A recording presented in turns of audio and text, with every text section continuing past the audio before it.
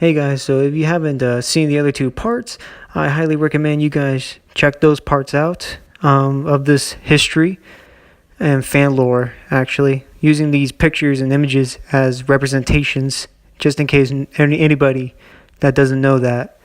Um, so enjoy this installment of the Clone Wars and see what the Vol'jians have been doing during this time, when the Republic was in a civil war amongst itself.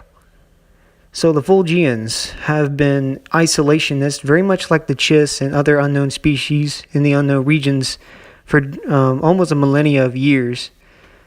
And they most certainly have been they suffered like this massive defeat by the chiss, and they were humiliated by the end of that war, which the Vol'jians will never forgive nor forget, and their burning hatred of the chiss. They were invited, though, to the Galactic Senate to basically get involved into this political problems. The Vol'jians never really got along well with the Republic nor anything else in the main galaxy. They usually were like the chiss. They were very isolationist. But the Vol'jians did see a lot of flaws with the Republic. Honestly, they would be able to figure that out quite easy, I'm pretty sure. And they know that the Republic and the Separatists are pushing to leave. The core worlds are still trying to let them come back in, keep them on board. Which leaves me to the question, which side would the Vol'jians support? I like to think they don't support neither side. I mean, it makes sense. The Vol'jians see the people of the galaxy, the main galaxy, as inferior. Yeah, I know that's harsh, but it's true. Because the Vol'jians don't really have anything to get involved in this little political war, but they can benefit from it. They can ask both the Republic and the CIS for money and trade, as we all know.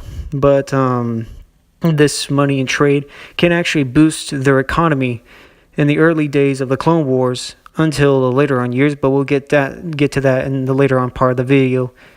I can definitely see them supporting rebels against either side, or I can see them sending in trade routes to both the CIS and the Republic. Now, would they support rebel groups if they choose not to get involved in neither side? I could definitely see that. But it would be very suspicious of them if they did do that. So I would probably say no at this time, but it would be very likely. But I could definitely see that the Clone Wars has happened, and the war was getting brutal and brutal, violent and violent, as many systems of the Separatist Alliance broke away. The Republic and the CIS are in this big war that we all know from both Legends and, canon. But this is a Legends video, so stick with it. So I can definitely see the Vol'jians getting involved in this war, not by blood. Well, that would be in the end, but basically being benefited from the two sides by giving up them trade routes like money, economy, credits, or them saying not supporting neither side of the war, as they knew that the Clone Wars, as we all know, was getting deadlier as the years went by. I can definitely see the Vol'jians blooming from this conflict. Their trade, their technology getting advanced more than ever before, honestly. And as their cities and Melkar expands, including their colonies, one has to take into consideration that they were still a military dictatorship of their form of government. The Vol'jians are still militaristic people, and they love fighting. They're a warrior culture. So why are they not getting involved in the Clone Wars? It's simple. They don't really care about the main problem of the galaxy. They care about their problems in the unknown regions. And we all know that the unknown regions is always a problem. But unfortunately, that was not to be the case. And so one of their greatest strategic minds of their time, of the Vol'jians at this time. Supreme Overlord Saladin was one of the greatest military commanders of the Vol'jian people, and he would have his own separate video, actually.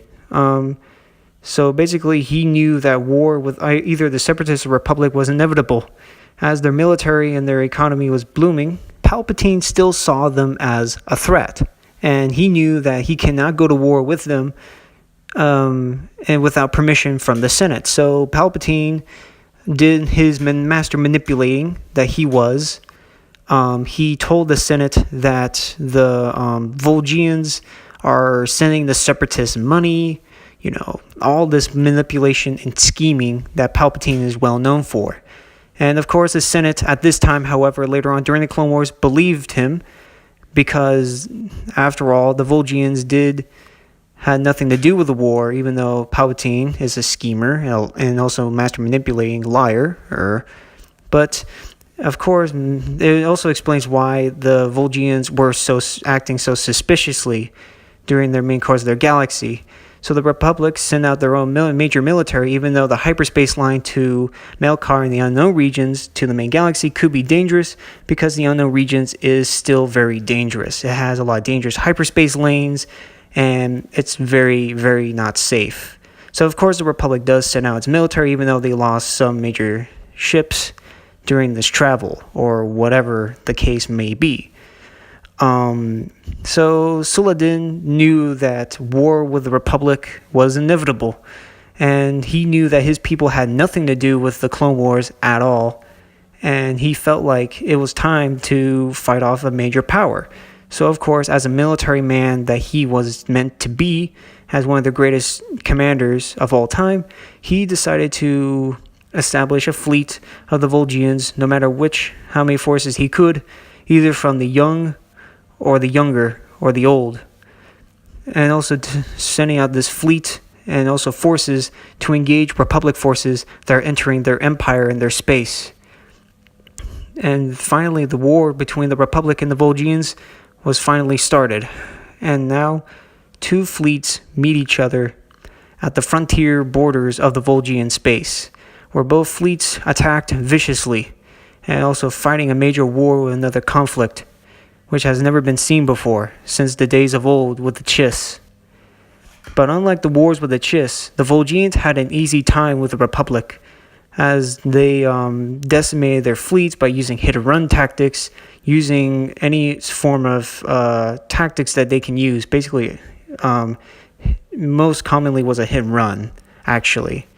And the Republic fleets were decimated, and during their last major battle, with the Republic, they destroyed the entire Republic fleet without any form of mercy, showing and sparing no one, not even the clones, not even their admirals or commanders or whatnot.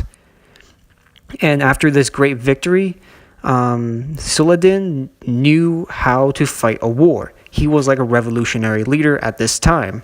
And thanks to him, the Vol'jians managed to win a major victory against a global power, the Republic. And so he knew that the Republic either would send reinforcements or whatnot. The Republic knew that they had to make peace with the Vol'jians because they can't fight a war between the Vol'jians and the CIS. So I believe personally that the Republic made peace with the Vol'jians during the midpoint of the Clone Wars. And finally, during the ending days of the Clone Wars, as we all know, the Republic was transformed to the Empire. Order 66 happened, and the Republic military switched dynamically to the Imperials, and now the Vol'jians felt like during the Dark Times or Galactic Civil War have actually been, and I believe have been, very tragic moments. But this will be intertransmission later once we get back into the next part of their story, which we will explain later on. So basically, yeah, this is the end of their story for today. Very quick overbrief of the Clone Wars and their involvement. Now we will have to get in either to the Dark Days or the Galactic Civil War, because both of them are going to be big. So I hope you guys enjoyed this video, and I'll see what I can do next time in the next video when I discuss about the Dark Times and the Galactic Civil War. Take care.